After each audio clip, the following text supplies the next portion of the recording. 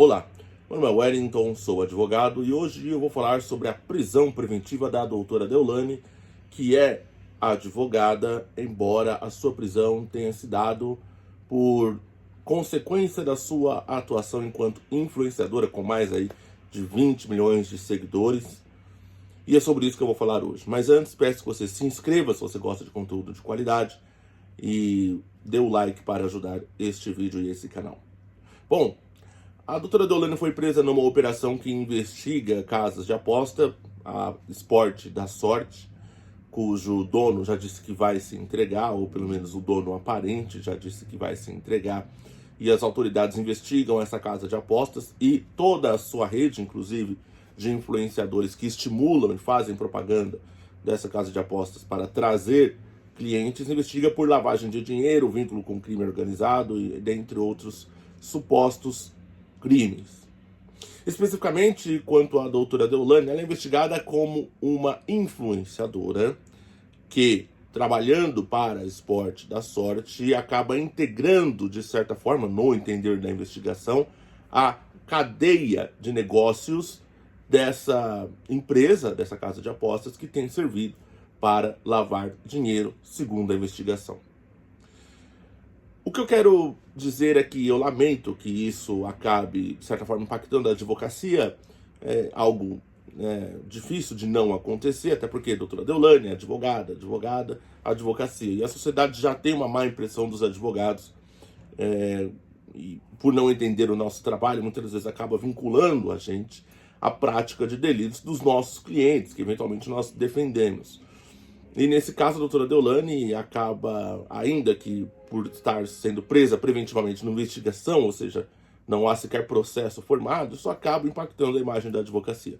Curiosamente, essa mesma sociedade não reage com truculência, violência ou a mesma indignação quando juízes são pegos ou investigados ou até presos preventivamente por venderem sentenças, desembargadores por negociarem seus votos, promotores por negociarem arquivamentos de investigações, delegados, eventualmente, ali por abafar alguma coisa. A sociedade não reage da mesma forma violenta e preconceituosa que reage quando se trata de advogados. Então, feita essa posição, vamos falar sobre prisão preventiva.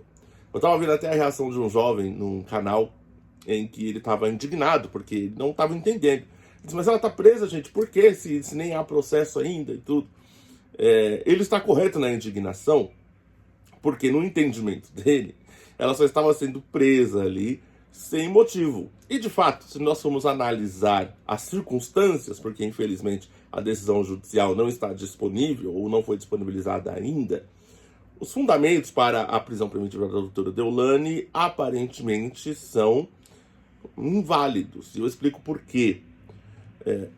Primeiro, risco de fuga é algo que não está descrito expressamente no Código de Processo Penal, notadamente lá no artigo 312.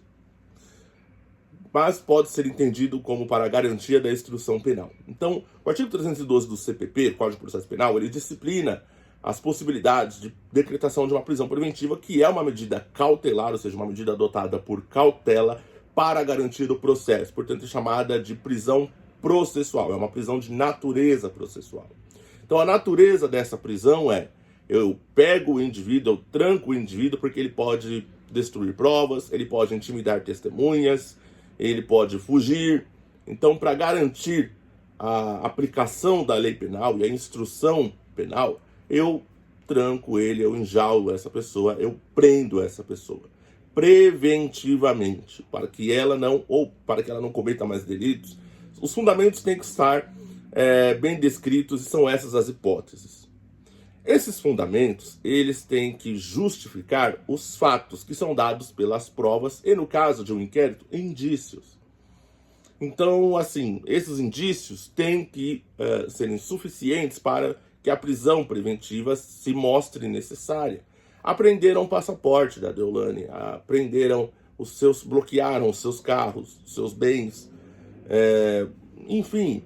Então, é o que, né? Se no inquérito estiver demonstrado que ela estava destruindo provas, que ela estava intimidando a testemunha, aí sim a prisão preventiva se mostraria necessária. Ainda assim, existe a possibilidade de prisão domiciliar, que o STJ já decidiu recentemente que basta a condição de mãe de menor de 12 anos para que a prisão domiciliar seja dada.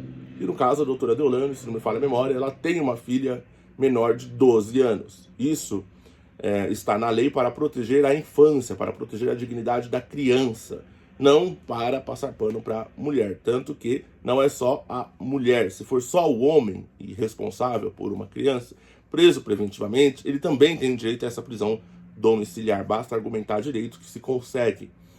E o STJ decidiu isso recentemente. Então, se essas circunstâncias não estavam presentes e ela tem uma filha menor de 12 anos, acredito eu que a prisão preventiva não era necessária, certo?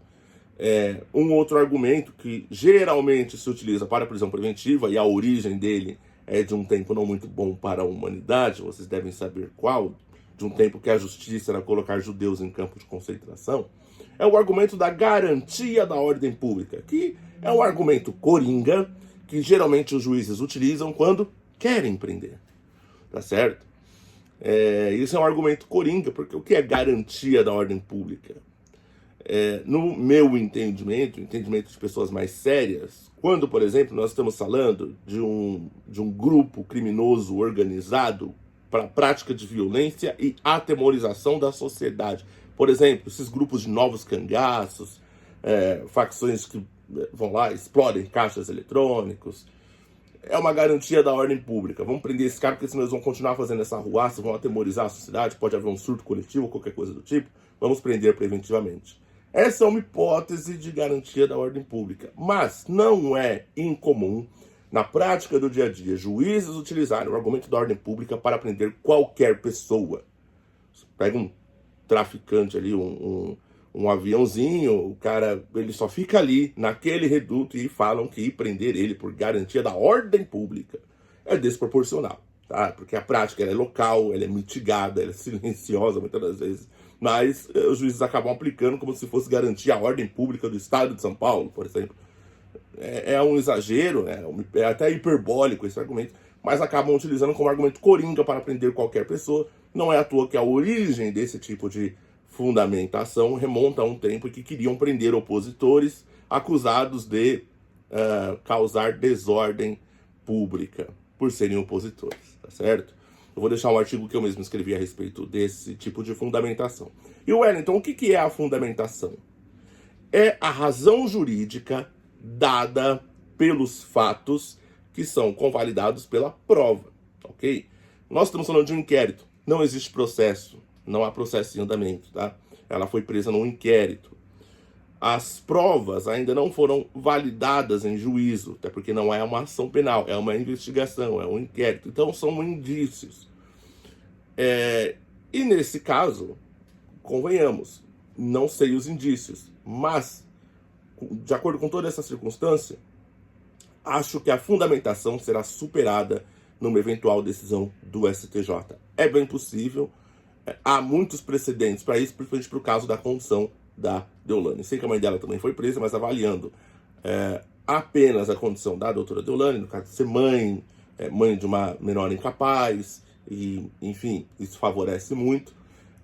Pode ser que essa decisão ela seja superada. Sei que o tribunal, se não me engano, negou habeas corpus para ela vai continuar presa preventivamente, mas vai subir esse habeas corpus, talvez no STJ ou no STF, onde há precedentes que amparam a revogação dessa prisão preventiva, dentro dessas circunstâncias que eu analisei. Tá? Não conheço os autos, não conheço o inquérito, os elementos, eles são realmente graves, se ela estava, enfim, causando contra testemunhas ou destruindo provas, isso justificaria uma prisão preventiva, mas eu desconheço. Então, falando aqui, especulando de acordo com aquilo que saiu na imprensa.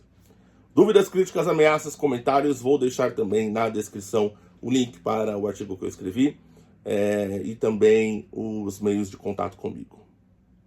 Fiquem com Deus, até a próxima.